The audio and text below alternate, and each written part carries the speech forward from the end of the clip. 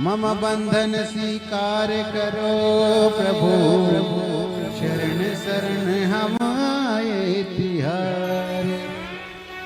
जय गणेश देवा, जय गणेश देवा, जय गणेश देवा, जय गणेश देवा, जय गणेश देवा, जय गणेश देवा। माता जगी पार्वती पिता महादेवा, माता जगी पार्वती पिता महादेवा। ओ माता जगी पार्वती पिता महादेवा। जय गणेश देवा, जय गणेश देवा, जय गणेश देवा, जय गणेश देवा।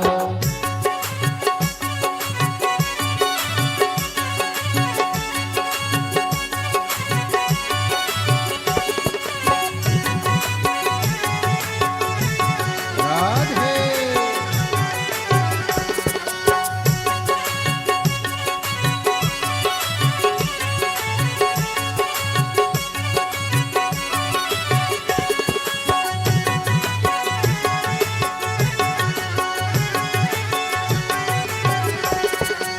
एक दंत दयावंत चार भुजाधारी, एक दंत दयावंत चार भुजाधारी।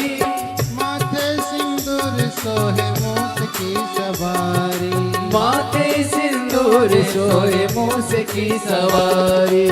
पान चढ़े फूल चढ़े और चढ़े मेवा, पान चढ़े फूल चढ़े और चढ़े मेवा। लड्डुअन का भोग लगे संत करे सेवा।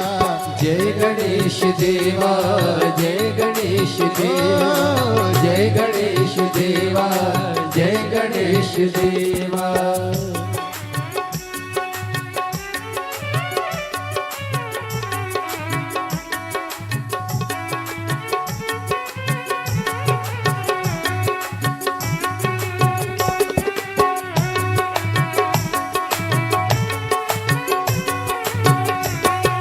शंभो राधे, राधे।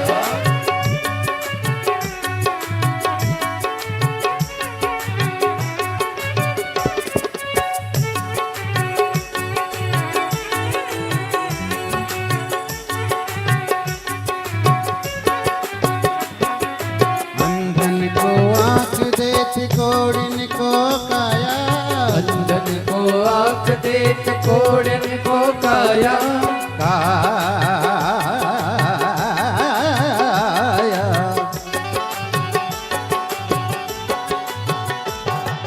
अंधन को आँख देत कोड़िन को काया, अंधन को आँख देत कोड़न को काया। बाझन को पूत देत निर्धन को माया, बांझन को पूत देत निर्धन को माया। सूर्य श्याम शरण आए सफल कीजे सेवा, सूर्य शाम शरण आए सफल की जो सेवा। माता जगी पार्वती पिता महादेवा। जय गणेश देवा, जय गणेश देवा, जय गणेश देवा, जय गणेश देवा।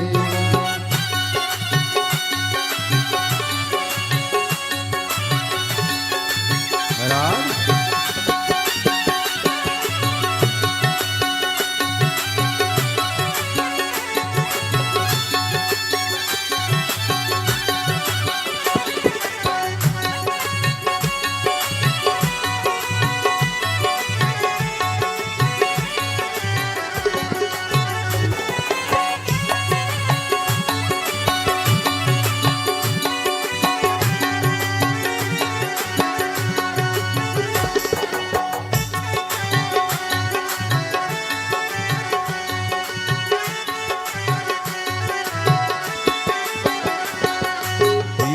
की लाज रखो शंभो सुतवारी, दीनन के लाज रखो शंभ सुतवारी।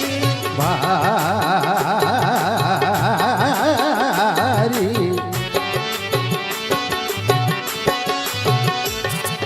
भारी। दीनन की लाज रखो शंभो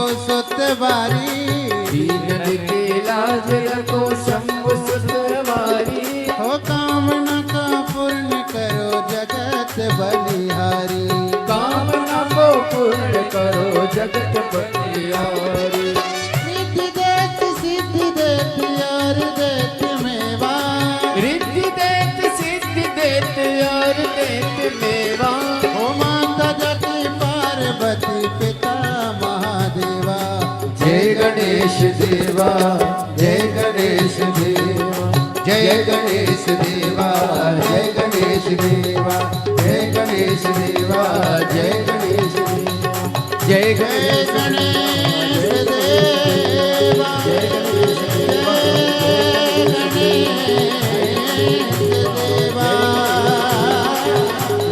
जय गणेश देवा जय गणेश देवा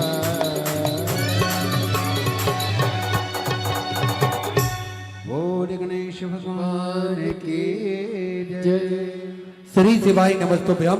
सभी भक्तों को हर हर महादेव।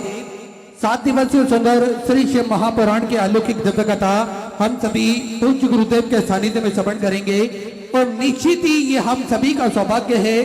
बाबा भोलेनाथ की कृपा से हम सभी को आस्था चैनल के माध्यम से, यूट्यूब फेसबुक के माध्यम से और बलिया उत्तर प्रदेश की इस पावन धरा से सुंदर अलौकिक दिव्य कथा श्रवण करने का शुभ अवसर प्राप्त हुआ और निश्चित ही बधाई के पात्र है कथा के मुख्य जजमान, मुख्य आयोजक श्रीमती तितरी देवी और परम शिव भक्त माननीय दया शंकर सिंह जी, परिवहन मंत्री उत्तर प्रदेश सरकार से, श्री धर्मेंद्र सिंह जी बलिया उत्तर प्रदेश से कथा का आयोजन रखकर न केवल अपने जीवन को कृतार्थ करा अपितु समूचे जन समुदाय के लिए, विश्व कल्याण के लिए अधिक मास के इस पावन महीने में हम सभी को कथा श्रवण कराकर निश्चित ही पुण्य का कार्य आपने करा। एक बार माननीय मंत्री जी के लिए और श्री धर्मेंद्र सिंह जी के लिए एक बार जोरदार ताली बजाकर स्वागत करें,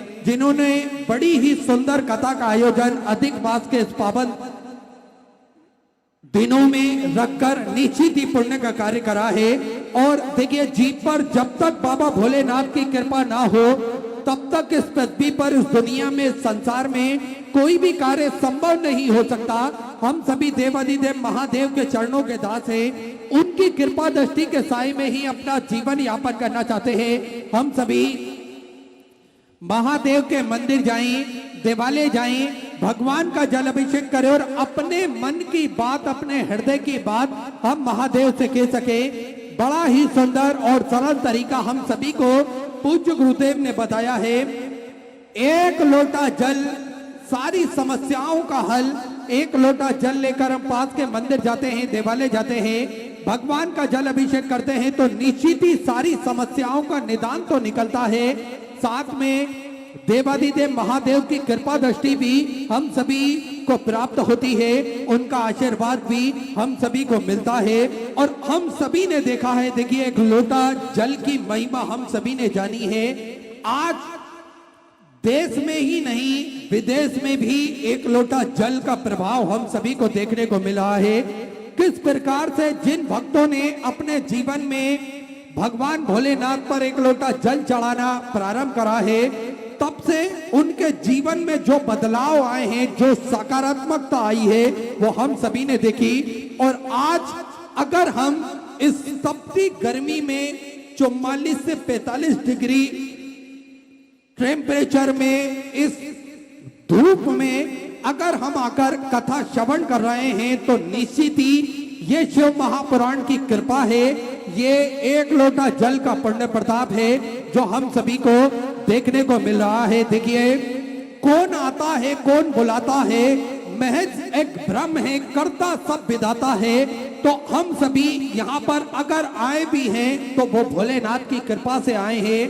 अगर हम शिव महापुराण की कथा श्रवण कर रहे हैं तो वो भोलेनाथ की कृपा से श्रवण कर रहे हैं। और हम सभी को तो पूज्य गुरुदेव ने कथा अमृत के दौरान ये बताया है कि शिव महापुराण को करवाने वाले भी शिव हैं, करने वाले भी शिव हैं, और जो शिव महापुराण को कथा श्रवण करता है वो भी शिव हैं। तो हम सभी कहीं ना कहीं शिव के ही अंश के रूप में यहाँ पर विद्यमान हैं और भोलेनाथ हम सभी के अंदर विराजमान हैं, जो हम सभी को इस अधिक मास के महीने में जो शुभ अवसर हम सभी को प्राप्त हुआ है वो निश्चित ही भोलेनाथ की कृपा है। और देखिए, जब हम शिव कहते हैं तो यह केवल एक नाम नहीं है बल्कि संपूर्ण ब्रह्मांड का सार होता है। वहां जो आदि भी है और अंत भी है, महाकाल जो हर रूप में हमारे साथ में है और हम सभी के अंदर समाहित है। हम सभी शिव महापुराण की कथा अपने हृदय में, अपने भाव में, अपने जीवन में उतारकर हर कण में भोलेनाथ को भजकर उनके चरणों में अपने मन के भाव को समर्पित कर कर शिव महापुराण की कथा के प्रथम दिवस पे हम सभी प्रवेश करेंगे। और देखिए, शिव महापुराण की कथा कोई साधारण ग्रंथ नहीं है, या जीवन जीने की एक कला है, भक्ति का एक मार्ग है, मोक्ष का एक द्वार है। कथा हमें बताती है कि संसार अंधकार में डूबा था, जब ना कोई दिन था और ना कोई रात थी, केवल एक शून्य था और उस शून्य से एक नाद गूंजा ओम, और उस ओम से प्रकट हुए हम सभी के आराध्य देव, देवों के देव महादेव। वो जो भस्म रमाते हैं, जटाओं में गंगा धारण करते हैं, गले में सर्प रखते हैं, पर भीतर असीम कृपा, असीम करुणा अपने भीतर संजो कर रखते हैं। और महादेव हमें सिखाते हैं कि जीवन में वास्तविक सौंदर्य जो है वो त्याग में है और शक्ति क्षमा में है। तो हम सभी ने ये शिव महापुराण की कथा से सीखा है कि अगर हम त्याग करेंगे तो निश्चित ही ये हम सभी के जीवन का सबसे सौंदर्य का एक उदाहरण है। और ये त्याग सभी शिव भक्तों ने करा है, हम सभी देख सकते हैं। ये त्याग ही है जो 45 डिग्री टेम्परेचर में अपने घर में कूलर एसी छोड़ के आप अगर ये धूप में बैठकर कथा अमृत का लाभ ले रहे हैं तो ये त्याग है।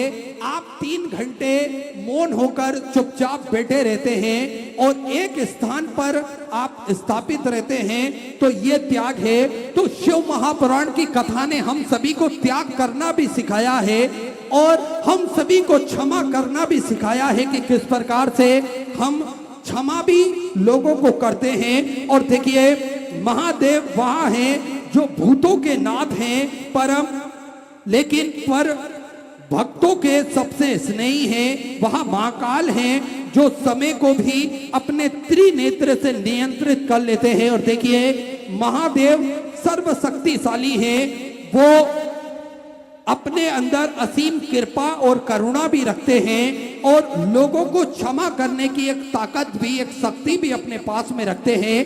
देखिए, महादेव वहां हैं जो भूतों के नाथ हैं और अपने त्रिनेत्र से इस समय को वो बांध कर रख सकते हैं और काल को भी जो हर सकते हैं। वो मेरे देवों के देव, देवादिदेव महादेव हैं। एक बार माता पार्वती ने भगवान भोलेनाथ से पूछा कि प्रभु, आप इतने सरल, इतने सहज क्यों हो? आपके द्वार पर कोई भी आ सकता है, चाहे वहां पापी हो, साधु हो, पशु हो, पक्षी हो, देव हो या फिर गंधर्व हो, सभी आपके द्वार पर आते हैं और आप पर कभी भी किसी भी समय पर एक लोटा जल भी चढ़ा देते हैं, भस्म भी लगा देते हैं और बेलपत्र भी आप पर चढ़ा देते हैं। वो चाहे किसी भी जाति का हो, किसी भी पंथ का हो, किसी भी वर्ण का हो, आपके मंदिर में आकर वो भगवान पर एक लोटा जल चढ़ा देता है। क्योंकि मेरे महादेव ने समता का भाव हम सभी को सिखाया है। कोई बड़ा नहीं, कोई छोटा नहीं, कोई अमीर नहीं, कोई गरीब नहीं। शिव महापुराण की कथा में हम सभी को समानता का भाव मेरे महादेव ने सिखाया है और हम सभी ने ये बात जानी है, ये बात मानी है कि किस प्रकार से शिव महापुराण की कथा में जो भी भक्त आते हैं वो एक जाजम पर बैठकर शिव महापुराण की कथा श्रवण करते हैं, कथा अमृत का लाभ लेते हैं। यहाँ पर आने के बाद में कोई आपसे आपकी जाति नहीं पूछता, कोई आपसे आपका वर्ण नहीं पूछता, कोई आपसे आपका पंथ नहीं पूछता। अगर आप शिव महापुराण की कथा में पधारे हैं तो आप सबसे पहले शिव भक्त हैं। इसके बाद में आपको कोई भी जो समझे वो आप माने, लेकिन सबसे पहले आप शिव भक्त हैं तो कोई यहाँ से आपसे आपकी वर्ण आपकी जाति नहीं पूछता, क्योंकि मेरे महादेव ने समता का भाव हम सभी को सिखाया है, हम सभी को बताया है। और शिव महापुराण की कथा हम सभी को बताती है कि किस प्रकार से शिव महापुराण की कथा एक धार्मिक कथा या ग्रंथ नहीं है, ये हमारे जीवन को नई दिशा नई ऊर्जा प्रदान करती है। किस प्रकार से हम सभी को महादेव ने बताया कि अहंकार का त्याग करो, क्योंकि त्रिपुरासुर जैसा शक्तिशाली भी अहंकार से नष्ट हुआ। हम सत्य को जितना जल्दी अपनाएंगे उतना ही जल्दी सत्य हमें अपनाता है, क्योंकि नीलकंठ देवादिदेव महादेव ने जहर पीकर अमृत लाने का कार्य करा और प्रकृति से प्रेम हम सभी को करना सिखाया, क्योंकि मेरे महादेव प्रकृति से प्रेम करते हैं। और मेरे महादेव ने जटाओं में गंगा, अपने शीश पर चंद्रमा को धारण करा। ये हम सभी को बताता है कि किस प्रकार से मेरे महादेव ने प्रकृति से प्रेम करा है और किस प्रकार से एक संतुलन बनाकर मेरे महादेव ने रखा है, जो हम सभी महसूस कर सकते हैं। महादेव का संदेश है भक्ति करो पर साथ में कर्तव्य भी निभाओ, तप करो साथ में प्रेम भी बांटो। अर्थात अगर हम भक्ति करते हैं तो साथ में हमें अपना कर्म भी करना पड़ेगा, जो हमारा कर्तव्य है। परिवार का भरण पोषण भी हमें करना पड़ेगा और परिवार के लिए हमें कार्य करना पड़ेगा। तो हमें भक्ति भी करना है, साथ में कर्म भी करना है, तप भी करना है, साथ में हमें प्रेम भी बांटना है। अर्थात लोगों को प्रेम बांटते हुए भी हम सभी को चलना है। तो आज शिव महापुराण की ये सुंदर कथा में हम सभी मिलकर महादेव की लीला श्रवण कर कर अपने जीवन में उतारेंगे और उनका आशीर्वाद से हम जीवन में सुख शांति का अनुभव भी करेंगे। और देखिए, शिव महापुराण की कथा हम सभी ने जानी है, हम सभी ने श्रवण करी है। किस प्रकार से जीवन जीने की राह हमें शिव महापुराण की कथा सिखाती है, किस प्रकार से हम अपने जीवन को बदल सकते हैं, अपने जीवन को साकार कर सकते हैं, अपने जीवन को उज्जवल कर सकते हैं। ये शिव महापुराण की कथा से हम सभी सीख सकते हैं, हम सभी जान सकते हैं। तो हम सभी शिव महापुराण की ये सुंदर अलौकिक दिव्य कथा के आज प्रथम दिवस में प्रवेश करेंगे और कथा अमृत का लाभ लेकर अपने जीवन को कृतार्थ करते हुए, आनंद में करते हुए उत्तर प्रदेश बलिया उत्तर प्रदेश की इस पावन धरा से कथा श्रवण करेंगे। महर्षि भृगु की इस पावन धरा से हम सभी को शिव महापुराण की कथा श्रवण करने का ये शुभ अवसर हम सभी को प्राप्त हुआ अधिक मास के पावन महीने में। और उससे पहले आप सभी को ज्ञात है किस प्रकार से सिद्धपुर नगरी सीहोर की पावन धरा पर विशाल कुबेरेश्वर धाम की स्थापना होने जा रही है। ये एक ऐसा धाम बनने जा रहा है जो 12 ज्योतिर्लिंग के मध्य में केंद्र में स्थापित होगा। कंकर शंकर की ये पावन धरा, कंकर शंकर की ये पावन भूमि जप स्थली है, तप स्थली है, साधना स्थली है, आराधना स्थली है। भगवान भोलेनाथ की कृपा दृष्टि इस धरा पर हमेशा विद्यमान होती है। जो भी भक्त अपने मन की मुराद लेकर कुबेर भंडारी के चरणों में पहुंचता है और किसी भी स्थान पर बैठकर 108 बार श्री शिवाय नमस्तुभ्यम का जाप करता है, मेरा कुबेर भंडारी, मेरा राजा धीराज महाकाल राजा उन सभी भक्तों की मनोकामना कुछ ही दिनों में पूर्ण कर देता है। कुछ ही दिनों में उन सभी भक्तों का भंडार वो भर कर रख देता है। तो ऐसी सुंदर अलौकिक भूमि, पुण्यशाली भूमि जो कुबेर भंडारी की पावन धरा पर विद्यमान है, यहाँ पर मेरे देवादिदेव महादेव का आशीर्वाद साक्षात वहां पर विद्यमान होता है और भक्तों को उसको कई गुना पुण्य फल प्राप्त होता है। देखिए, उस धरा पे पहुंचने के बाद में हम सभी को कहीं ना कहीं महसूस होता है, एहसास होता है कि मेरा कुबेर भंडारी, मेरा राजा धीराज महाकाल राजा मुझे हारने नहीं देगा, मुझे गिरने नहीं देगा, हर परिस्थिति में वो मेरा साथ देगा, हर मोड़ पर वो मेरे लिए खड़ा रहेगा। और ये मेरे महादेव की कृपा है कि उस धरा पर पहुंचने के बाद में एक पॉजिटिव एनर्जी हम सभी को प्राप्त होती है, एक हम सभी को एक हौसला मिलता है, एक उत्साह मिलता है कुबेर भंडारी की पावन धरा पर पहुंचने के बाद में। और अभी हम सभी ने देखा किस प्रकार से इस कलयुग के अंदर अगर त्रेता युग, द्वापर युग और सतयुग के दर्शन करना है तो हम सभी कुबेर भंडारी की पावन धरा पर कर सकते हैं। यहाँ पर तीनों युग के दर्शन हम सभी को एक साथ प्राप्त करने को मिलते हैं। और भोलेनाथ का आशीर्वाद, भगवान श्री रामचंद्र, माता जानकी का आशीर्वाद, भगवान श्री कृष्ण और राधा रानी का आशीर्वाद हम सभी को प्राप्त होता है।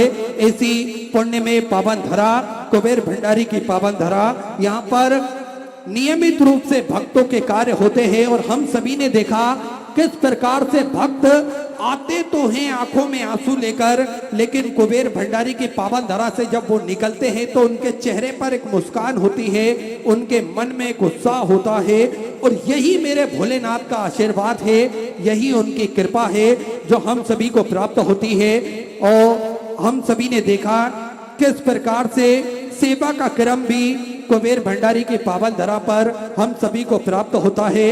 नियमित रूप से चलने वाली सेवाएं जो कि श्री विठलेश्वर सेवा समिति के सानिध्य में चलती है, जिसमें बच्चों की शिक्षा अध्ययन की बात हो या फिर प्रकृति की रक्षा की बात हो, स्वास्थ्य संबंधी क्षेत्र की बात हो या फिर भोजन भंडारे की बात हो, श्री विठलेश्वर सेवा समिति हमेशा बढ़ चढ़ कर कार्य करती है। जिसमें हम सभी ने देखा किस प्रकार से बच्चों की शिक्षा के लिए पूज्य गुरुदेव हमेशा कार्यरत रहते हैं, जिसमें प्रति वर्ष कई सैकड़ों हजारों बच्चों की फीस जमा करी जाती है। इन बच्चों के कॉपी किताब की व्यवस्था, इनके कोर्स की व्यवस्था भी पूज्य गुरुदेव के सानिध्य में होती है, ताकि ये बच्चे पढ़ लिख सके और अपना भविष्य उज्जवल कर सके, अपने देश का भविष्य उज्जवल कर सके। इसलिए इन बच्चों की शिक्षा के लिए पूज्य गुरुदेव हमेशा तत्पर रहते हैं, हमेशा कार्य करते हैं। साथ में आप सभी को ज्ञात है स्वास्थ्य संबंधित क्षेत्रों में भी पूज्य गुरुदेव कार्य करते हैं। प्रकृति की रक्षा के लिए हम सभी ने देखा किस प्रकार से मात्र 24 घंटे में एक दिन के अंदर पूज्य गुरुदेव ने पूरे भारतवर्ष में, पूरी भारत की भूमि पर वृक्ष लगाने का एक आह्वान करा महाशिवरात्रि के पावन पर्व पर। और मात्र 24 घंटे के अंदर लाखों करोड़ों वृक्ष सभी भक्तों द्वारा भारत के विभिन्न राज्यों में, विभिन्न शहरों में अलग अलग जगह पर लगाए गए। और इन वृक्षों का लालन पोषण भी उन भक्तों द्वारा नियमित रूप से करा जा रहा है। तो ये भूमि फिर से हरी भरी हो, फिर से हमें शुद्ध जलवायु प्राप्त हो सके, इस क्षेत्र में भी पूज्य गुरुदेव हमेशा कार्य करते हैं। साथ में आप सभी को ज्ञात है किस प्रकार से भोजन भंडारा जो कि पूज्य गुरुदेव के सानिध्य में नियमित रूप से चलता है, जिसमें लाखों सैकड़ों हजारों भक्त प्रतिदिन भोजन भंडारे का आनंद लेते हैं। विश्व की सबसे बड़ी और भव्य भोजनशालाओं में से एक कुबेर भंडारी की भोजनशाला जो कि नियमित रूप से चलती है, जिसमें प्रतिदिन लाखों सैकड़ों हजारों भक्त भोजन भंडारे का आनंद लेकर अपने जीवन को कृतार्थ करते हैं, आनंद में करते हैं। आप भी इस भव्य भोजनशाला की सदस्यता ग्रहण कर सकते हैं। मात्र 21,000 रुपए की स्वर्ग राशि देकर जीवन पर्यंत तक आप इसके सदस्य बन सकते हैं। और इसी बीच में पूज्य गुरुदेव का शुभ मंगल आगमन हो चुका है। साथ में आज कथा का प्रथम दिवस पोथी का आगमन भी हो चुका है। तो सुंदर गुरु वंदना, सुंदर गुरु भजन के साथ में आज कथा के प्रथम दिवस पे हम सभी प्रवेश करेंगे। जय जय श्री राधे, हर हर महादेव, श्री शिवाय नमस्तुभ्यं। जय जय श्री राम।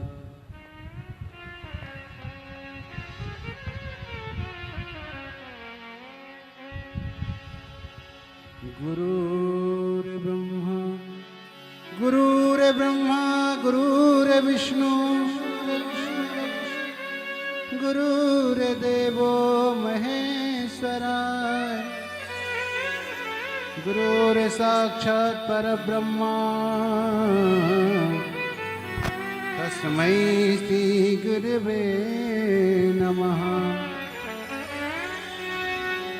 ऐसी प्रेम भिक्षला रे गुरु ने मंगाई, ऐसी प्रेम भिक्षला रे गुरु ने मंगाई, गुरु ने मंगाई, सतगुरु ने मंगाई, गुरु ने मंगाई, सतगुरु ने मंगाई।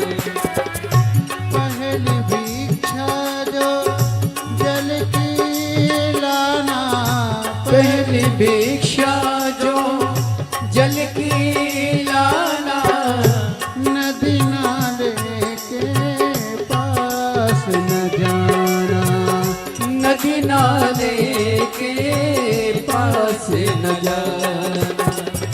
हुआ बावड़ी को छोड़ के आना, कुआ बावड़ी को छोड़ के आना। ओ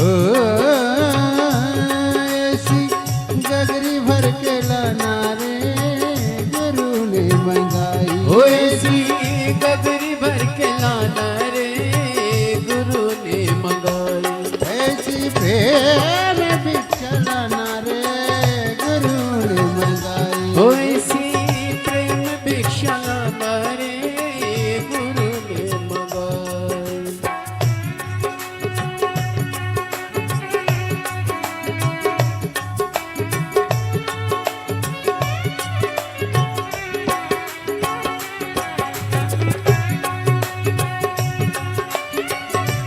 याद है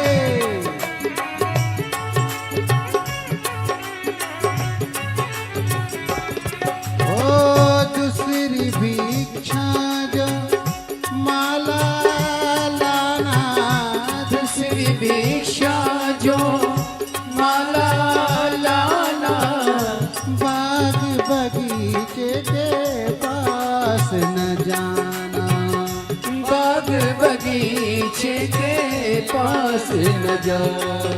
ओ फुलवारी का छाड़ के आना, फुलवारी को छोड़ के आना, ओ ऐसी माला लेके आना रे गुरु ने मंगाई, ओ ऐसी माला लेके आना रे गुरु ने मंगाई।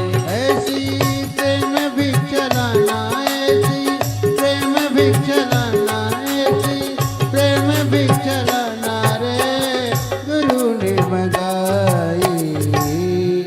बोले गुरुदेव भगवान की जय। श्री शिवाय नमस्तोभ्यम। सभी भक्तों को हर हर महादेव।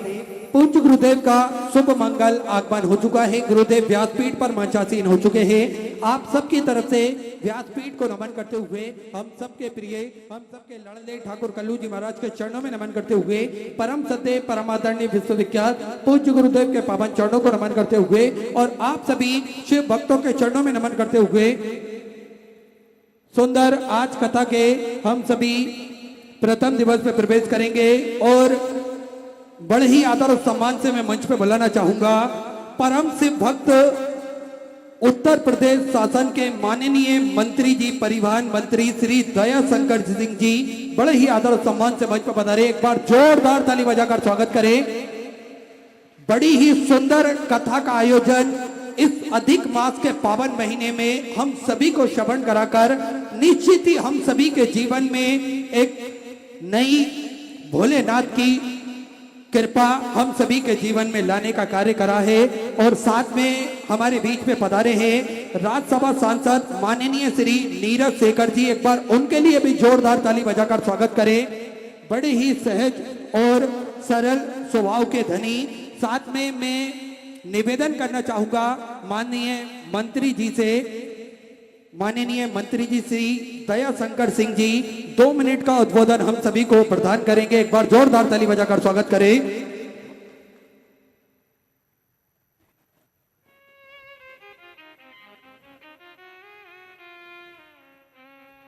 सबसे पहले महर्षि भृगु की धरती पर परम पूज्य महाराज प्रदीप मिश्रा जी को मैं बलिया की बागी धरती पर स्वागत और अभिनंदन करता हूं। बलिया के सभी वासियों के तरफ से आपके इस भृगु की धरती पर मंगल पांडे की धरती पर, चित्तू पांडे की धरती पर, जयप्रकाश नारायण और चंद्रशेखर जी की धरती पर आपका स्वागत और अभिनंदन करता हूं और आपका आभार प्रकट करता हूं कि आपने इतने कम समय में, जबकि आपकी कथा कराने के लिए बरसों पहले समय लेना पड़ता है, आपका इतना व्यस्त कार्यक्रम होता है, फिर भी हम लोगों ने आपसे अनुरोध किया और आपने सहर्ष स्वीकृति दे करके हम सभी बलिया वासियों को गौरवान्वित करने का काम किया। इसके लिए आपका मैं हृदय से सभी बलिया वासियों की तरफ से अभिनंदन और स्वागत करता हूं। आप सब केवल बलिया के ही नहीं, महाराज श्री के बहुत सारे भक्त कई प्रांतों से भी यहां उपस्थित हुए हैं। मैं ऐसे सभी आप भक्तगणों का भी स्वागत और अभिनंदन करता हूं कि आप सब आकर के इस कार्यक्रम को सफल बनाने में आपने बहुत सहयोग दिया है। इसके लिए बहुत बहुत अभिनंदन और स्वागत। हमारे कार्यकर्ताओं ने आप सब के लिए जो भी व्यवस्था की है, मुझे पूर्ण विश्वास है कि पूरे लगन के साथ कोशिश करेंगे कि आप सबको कोई परेशानी न हो। फिर भी कोई गलती भी हो तो आप लोग इसको क्षमा करने का काम करेंगे। महाराज श्री शिव पुराण कहते हैं, शिव पुराण हम लोग के 18 पुराणों में से एक हम लोग का शिव महापुराण होता है। महाराज श्री के मुखार बिंदु से आप शिवलीला को तो सुनेंगे ही, 12 ज्योतिर्लिंगों की महिमा का भी आप लोग जो है बखान हम सबको सुनने को प्राप्त होगा। शिव तो लोक कल्याण के लिए आप जानते हैं कि जब समुद्र का मंथन हो रहा था तो समुद्र के मंथन के बाद जो विष हुआ, उस विष को भी उन्होंने पीने का काम किया, इसलिए उनको नीलकंठ कहा जाता है। समाज के लिए, समाज को अच्छा करने के लिए यदि अपने को पीड़ा पहुंचा करके समाज को भी सहयोग करने का कोई सबसे ज्यादा मार्गदर्शन देता है तो शिव पुराण देता है, भगवान शंकर देते हैं। भगवान शंकर का जो त्रिशूल है वो तीनों लोगों को बैलेंस करने का काम भी करता है। वो सबसे दयालु भगवान भी हैं, इसलिए उनको भोले शंकर कहा जाता है। लेकिन जब पाप ज्यादा बढ़ जाता है तो उनका तांडव नृत्य भी लोगों ने देखा है कि समाज में बैलेंस करने का भी काम करते हैं। तो शिव ही सत्य है, शिव ही सुंदर है, शिव ही सब कुछ है। सत्यम शिवम सुंदरम, ये हम सब जो है 7 दिनों तक महाराज श्री के मुखार बिंदु से हम सब बलिया वासियों को और सभी भक्तों को जो बाहर से भी आए हैं उनको सबको अनुसरण हम सबको करने को प्राप्त होगा। मुझे बहुत प्रसन्नता हो रही है कि आप सब ने केवल महाराज श्री के ये जानकारी होने का कि महाराज श्री का कथा हो रहा है और आप सब परसों रात से ही कितने लोग यहाँ पर आ गए थे। कल भी मुझे बताया गया बहुत सारे लोग, 15-20 हजार लोग कल ही आ गए थे। और आज तो जो हम लोगों ने व्यवस्था की थी, आज ही वो व्यवस्था एग्जिस्ट हो गई है। हम लोग को आगे बढ़ना पड़ेगा, पहले दिन से ही और भी पंडाल को बढ़ाना पड़ेगा। आप सबको हृदय से बहुत बहुत प्रणाम करता हूँ और आप सबके लिए हम लोग कोशिश करेंगे कि कोई परेशानी न हो। और भगवान शंकर का आशीर्वाद और महाराज जी का आशीर्वाद है तो मुझे पूर्ण विश्वास है कि सभी काम संपन्न अच्छे से होगा। आप सबको बहुत बहुत धन्यवाद। धन्यवाद माननीय मंत्री जी, परिवहन मंत्री दयाशंकर जी, जिन्होंने बड़ा ही सुंदर उद्बोधन हम सभी को प्रदान करा। एक बार जोरदार ताली बजाकर स्वागत करें। बड़ी ही सहज और सरल स्वभाव के धनी और आध्यात्म के क्षेत्र में भी आप अपनी पकड़ रखते हैं, अपनी आप हमेशा आध्यात्म के क्षेत्र में तत्पर रहते हैं, धार्मिक कार्यों में आप तत्पर रहते हैं। और मैं अब आमंत्रित करना चाहूंगा राज्यसभा सांसद माननीय श्री नीरज शेखर जी, आप भी बड़े ही आदर और सम्मान से पधारे और 2 मिनट का उद्बोधन हम सभी को प्रदान करें। सबसे पहले बलिया की भूमि पर, बलिया की बागी भूमि पर परम पूजनीय महाराज प्रदीप जी मिश्रा जी का मैं अभिनंदन और स्वागत करता हूं। महाराज जी का इसलिए भी स्वागत और अभिनंदन करता हूं कि इतने कम समय पे आप यहां बलिया पधारे और ये लाखों लोग जो आपके सुनने आए हैं, आपने उनका स्वीकार किया, उनका अभिनंदन स्वीकार किया और यहाँ आपकी वाणी से हम लोग लाभान्वित हो पाएंगे। लेकिन मैं महाराज जी का तो आभार व्यक्त करता हूँ, लेकिन उससे ज़्यादा आदरणीय मंत्री जी का आभार व्यक्त करता हूँ कि इन्होंने आपको यहाँ बुलाया और ये हम लोग का सौभाग्य हुआ कि आपको सुन सकें हम लोग। महाराज जी, आपका ख्याति पूरे देश में है। महाराज जी को मैं बताना चाहूँगा, यहाँ जो लोग उपस्थित हैं, कि महाराज जी ने पता नहीं कितने शिव मंदिरों का जीर्णोद्धार कराया। जो मंदिर बंद हो गए थे उनको चालू कर, फिर से वहां पर पूजा होने लगी है, आराधना होने लगी है। ये सबसे बड़ा काम महाराज जी का है। और कई सैकड़ों शिव मंदिर पूरे देश में महाराज जी ने फिर से जीर्णोद्धार करके वहां पूजा हो रही है। इसलिए महाराज जी का मैं अभिनंदन और स्वागत अपनी इस धरती पे करना चाहता हूँ। मुझे बहुत खुशी है, लाखों की संख्या में हमारी माताएं बहनें, हमारे बुजुर्ग, हमारे सभी लोग यहाँ, पूजनीय लोग यहाँ उपस्थित हैं। हम सब लोग महाराज जी को सुनने हैं, मैं ज़्यादा समय नहीं लूँगा। एक बार यही अनुरोध करूँगा, एक बार महाराज जी का ऐसी हम लोग ताली बजा के स्वागत करें कि महाराज जी को भी कुछ, एक बार जोरदार ताली महाराज जी के लिए। धन्यवाद।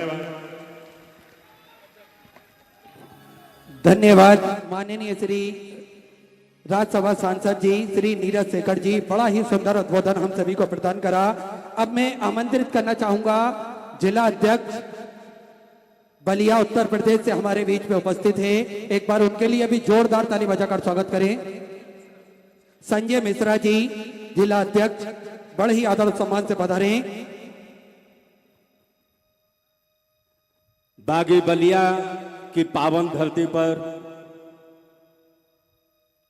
भृगु मुनि की तपोभूमि पर विश्व विख्यात कथावाचक आदरणीय प्रदीप मिश्रा जी का मैं भारतीय जनता पार्टी पूरे बलिया जनपद के तरफ से उनके चरणों में कोटि कोटि प्रणाम करता हूं।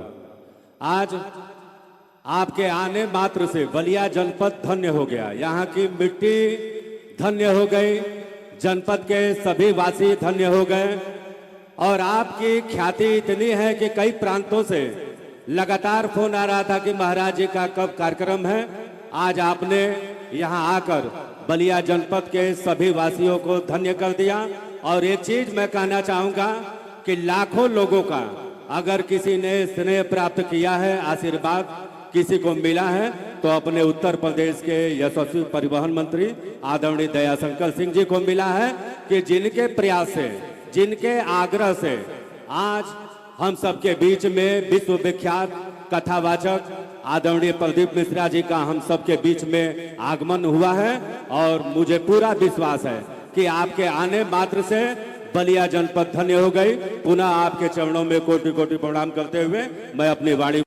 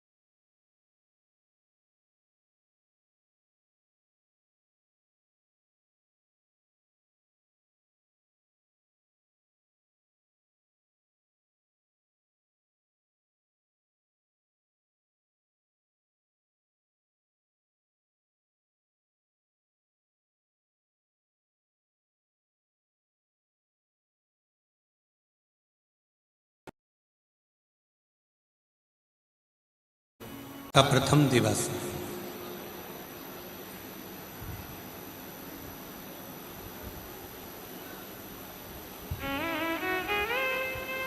और ये पवित्र कथा जो बलिया में पहुंची है,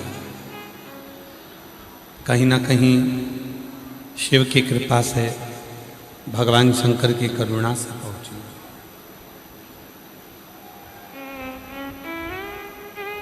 और तेरी कृपा बिना न हिले एक भी अणु, लेते श्वास तेरी कृपा से तनु तनु।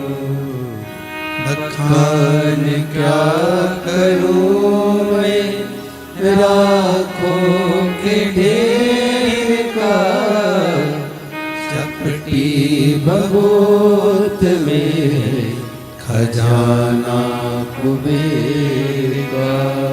हे गंगरार मुक्ति द्वार ओंकार तू, भोले ओंकार तू। आयो शरण तिहारी शंभो तार तार। ये शिव कथा भगवान शंकर की जो ये परम कथा बलिया उत्तर प्रदेश में पहुंची है, ये शिव की ही कृपा से पहुंची।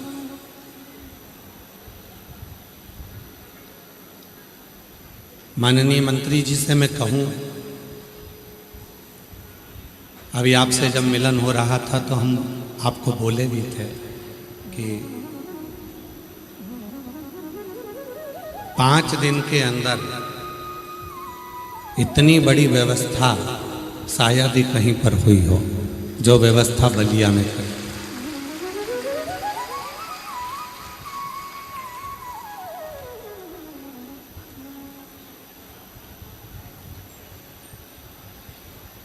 और उसके बाद भी माननीय मंत्री जी ने आप लोगों को कहा कि व्यवस्था हो रही है, और भी कल जितनी व्यवस्था करी गई थी, पर आज भक्तों का ऐसा सैलाब आया कि पूरी व्यवस्था पूरी भर चुकी है, तो और आगे